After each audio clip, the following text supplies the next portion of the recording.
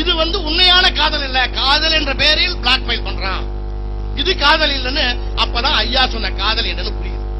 ஆக இப்படிப்பட்ட காதலை தமிழ்நாடு முழுக்க இந்த வன்முறை கும்பலை வைத்துக் கொண்டு செய்ய சொன்னது திருமாவளவன் என்பதை எல்லா சாதி மக்களும் இன்றைக்கு உணர்ந்திருக்கிறார்.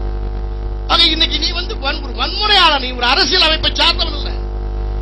ஒட்டுமொத்த தலித் சமுதாய மக்களை நாங்கள் எதிரியா சொல்ல, திருமாவளவன் தலைமையில் இருக்கின்ற அந்த வன்முறை கும்பலை நாங்கள் சுட்டி காட்டி பேசுறோம். இன்னைக்கு எந்த நகரத்துல எந்த வியாபாரி சுதந்திரமா இருக்க முடியுது? இன்னைக்கு புதுவையில் இருக்கிற வியாபாரிகள் எவ்வளவு மிரட்டல், எவ்வளவு உருட்டல், பணம் வசூல், இதெல்லாம் இன்னைக்கு இந்த அனைத்து சமுதாய பேரியக்கம் ஒன்று கூடிய பிறகு நடத்த முடியல. இன்றைக்கு பாட்டாளி மக்கள் கட்சி நம்ம அனந்தராமன் அவர்கள் இங்கு இருக்கிற வியாபாரிகளுக்கு நாங்கள் பாதுகாப்பாக இருப்போம், எவனும் மிரட்டினாலும் கவலைப்படாங்க, நாங்க பாதுகாப்பாக இருப்போம். ஆக பெண்களை பள்ளிக்கூடத்துக்கு அனுப்ப முடியல. தருமபுரியில் நடந்தது மிகப்பெரிய கொடுமை. என்ன நடந்தது கொடுமை? தருமபுரியில் நடந்த கொடுமை என்ன நீங்க நினைச்சு பார்க்கணும். கலைஞர் சொன்னார், என்ன சொன்னாரு? தருமபுரியில் நடந்த கலவரத்தில் வன்னியர்கள் தான் காரணம், மருத்துவரையா தான் காரணம், பாட்டாளி மக்கள் கட்சி தான் காரணம், அதனால் வன்னியர்களை வன்கொடுமை சட்டத்தில் கைது செய்ய வேண்டும் என்று சொன்னவர் கலைஞர் கருணாநிதி என்பதை நீங்கள் நினைந்து பார்க்க வேண்டும். வன்னியர்களாக இருக்கிற நாம் திமுகவில் இருக்கலாமா? வன்னியர்களை வன்கொடுமை சட்டத்தில் கைது செய்ய வேண்டும் என்று சொன்னார் கலைஞர். திமுகவில் ஒரு வன்னியன் இருக்கலாமா? நினைச்சு பாருங்க.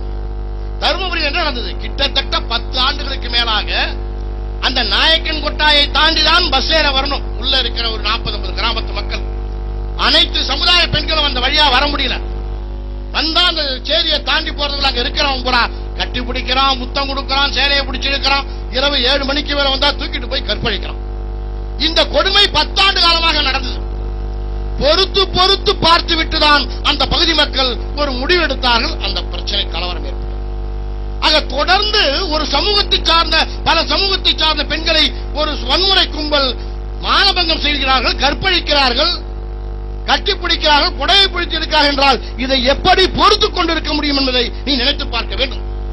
தெருவோரம் இருக்கிற நரிக்குறவர்கள், குருவிக்கார ஜாதி என்று சொல்லுவோம், நரிக்குறவர்கள், அவர்களுக்கு நிலம் பணம் இருக்காது. தெருவோரம் மரத்துக்கு தான் குடியிருப்பாங்க.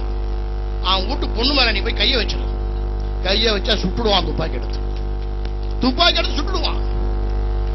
யாரா இருந்தாலும் அதுதான் வரும். தன் எந்தவித வசதி வாய்ப்பும் இல்லாமல் ஒரு ஏழையாக இருந்தாலும் அவன் தனது வீட்டில் இருக்கின்ற தனது பெண்களுக்கு ஒரு மானபங்கம் ஏற்படுது என்று சொன்னால் வெட்டுவான், விடமாட்டான், வெட்டுவான். அதான் நம்ம போன மாநாட்டில் நான் பேசின மகாபலிபுரம் மாநாட்டில், ஐயோ வெட்டுவேன்னு சொல்லிட்டாரு கத்துறா எல்லாம். எப்படா நான் சொன்னது என்ன? உங்களை தேடிட்டு வந்தா நான் வெட்டுவேன்னு சொன்னேன்? அது கிடையாது. என் சமூக பெண்களை எங்கள் வீட்டுக்குள் புகுந்து மானபங்கம் செய்தால் அதை பார்த்துக்கிட்டு நீ சும்மா இருக்காத, வெட்டா அப்படின்னு. என்ன தப்பு இதுல? என் வீட்டுக்குள்ள வந்தா வெட்டுவான, என் வீட்டுக்குள்ள வந்து என் பெண்கள் மீது, என் சமுதாய பெண்கள் மீது கை வச்சாதான வெட்டுவேன்னு சொன்ன. அப்ப நீ எதை வேணாலும் செய்வேன், நான் உன்னை கூட்டி கொடுத்துட்டா போக முடியும். என்ன கலைஞர் சொல்றாருன்னா அவருக்கு இயல்பானது அவர் கொடுப்பாரு, அவருக்கு உண்டான உரித்தான குணம் அது. நான் கொடுக்க முடியுமா? எப்படி கொடுக்க முடியும்? எப்படி கொடுக்க முடியும்? ஆனா இதை சொல்றான் காதல், இது புனிதமானது, அது இதுங்கிற. எங்க இருந்துதான் வந்து காதல்?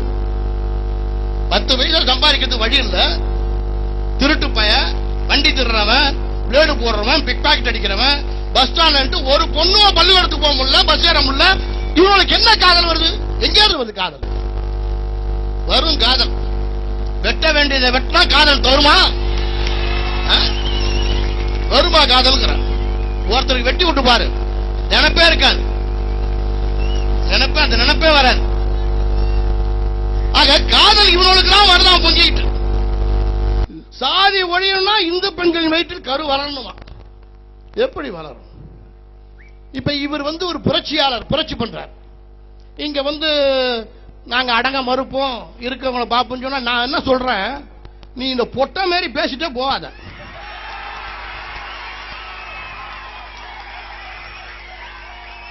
மீசைய முறுக்கி விடுற, மீசைய முறுக்கினவெல்லாம் வீரப்பனாயிட முடியாது. உண்மையிலே உனக்கு மீசைன்னு ஒண்ணு இருக்குதுன்னா ஒரு தேதியை குறிப்பிடு, நீனும் வா நானும் வரேன், தலைமை தாங்குவோம், நின்னு பாத்துருவோம். நீ ஏன் நானும் பாத்துக்கு ஒரே நாள்ல முடிஞ்சு போடும்ல, ஒரே நாள்ல முடிச்சிடும் பிரச்சனைய. எதுக்கு வளர்த்துற? நீனும் வா நானும் வரேன், ஒரு மைதானத்தை தேர்ந்தெடுப்போம். உன் படையும் அந்த சிறுத்தையெல்லாம் கொண்டு வா, எங்க ஆளும் சிங்கத்தெல்லாம் கொண்டு வரேன், நின்னு பார்ப்போம். பார்த்து ஒரு முடிவு கட்டிடுவோம். அன்னையோட முடிவு பண்ணிடுவோம். யாரு ஜெயிச்சோம் தோத்தங்க முடிவு பண்ணிட்டு அன்னையோட முடிவு பண்ணிடுவோம். சும்மா இந்த ஒளிஞ்சுக்கிட்டு கல்ல விடுறது அந்த மாதிரி விடுறது, அப்புறம் நான் வந்து அதை பண்ணுவேன் இதை பண்ணுவேன், இந்த மிரட்டெல்லாம் மிரட்டாது. உன்னை பத்தி யாரும் தெரியும், நீ என் மாவட்டத்தை சேர்ந்தவன், நீ உண்மையிலேயே நீ எஸ்சி கிடையாது, நீ பண்டாரம். சோசியம் சொல்ற பண்டாரம்.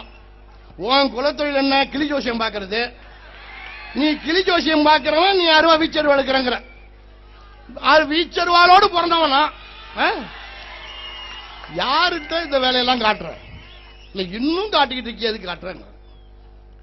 சரியான பாதையில எங்க ஐயா கொண்டு போறாரு. பார்த்தல எங்க ஐயாவை பிடிச்சு வச்சாங்க உள்ள. நாங்க திட்டமிடல. போராட்டம் பண்ண விழுப்புரம் மாவட்டத்துக்கு போராட்டம் பண்ண போறாரு ஐயா. அன்னைக்கு மாலை கைதாவான்னு தெரிஞ்சிருந்தா என்ன மாலையில கைது பண்ணிருக்க முடியுமா உன்னால? நான் கைதா இருக்க மாட்டேன்.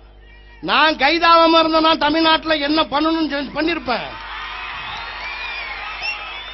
ஐயா இன்னைக்கு போராட்டத்துக்கு போறாரு, ஐயா கைதாவாரு, தமிழ்நாட ஒரு வழி பண்ணிடணும் நாங்க முடிவு எடுத்திருந்தோம்னா முன்கூட்டிய ஏதாவது நடந்திருக்குமா, பறந்திருக்குமா, என்ன அசைஞ்சிருக்கும்? இந்திய வரலாறுல